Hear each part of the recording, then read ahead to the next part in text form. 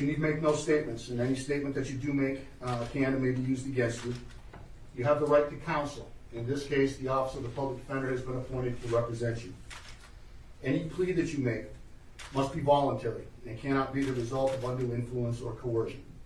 You have the right to bail if the offense is bailable. Right now, you're being held without bail. Mr. Doherty, do the people anticipate seeking the determination that the proof is evident and the presumption is great? Yes, Your Honor. Thank you. Mr. Alissa, what that means is you'll be held without bail until such time as the court is able to determine whether or not the proof is evident and the presumption is great that you committed these crimes. You have the right to be informed of the nature of the charges. You have the right to a jury trial.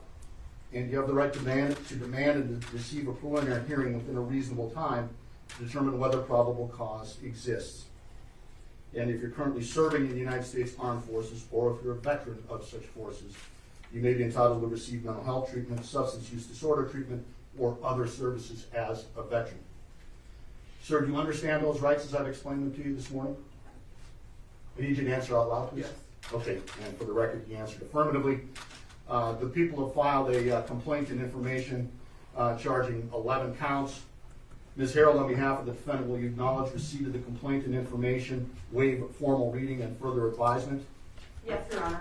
All right. We need to set this matter for a hearing on proof evidence presumption grade along with the preliminary hearing. What's the defense's thoughts with respect to how soon we can set that hearing? Your Honor, we would be requesting at this time that we actually set a status prior to setting the proof evidence presumption grade hearing.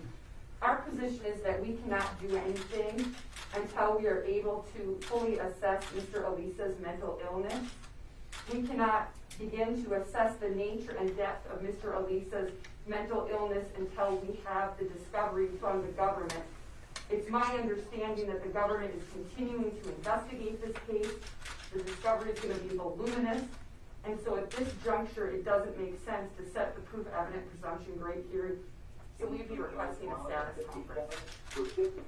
And so, is your client willing to waive his right to a preliminary hearing within 35 days to accommodate that or a later setting for preliminary hearing and proof evident presumption grade? He is, Your Honor. What's the people's position on the request for a status in advance of a preliminary hearing? Thank you, Your Honor. The people have no objection. I leave it to the court's discretion. I will say the crime scene has not yet been completed in terms of processing. We will be filing additional charges in the next couple weeks. The people have not received any discovery yet from law enforcement. The defense hasn't received any discovery, so the people have no objection to the defendant's request. All right, how far out were you contemplating that status hearing? Your Honor, it's hard to gauge, but I would ask 3 months. Okay. And you've discussed this with your client, and he understands that he'll continue to be held without bond during that interceding 3 months or so. Yes, Your Honor. All right, so I'm sorry, Mr. Doherty? I'm sorry, Your Honor. I do think 3 months is further out than I anticipated. I would ask for at most a month and a half. I think that'll give us time to have the crime scene processing completed, which I anticipate is the next couple days. Additional charges will be filed in the next 2 weeks, and then counsel will have the discovery available to them.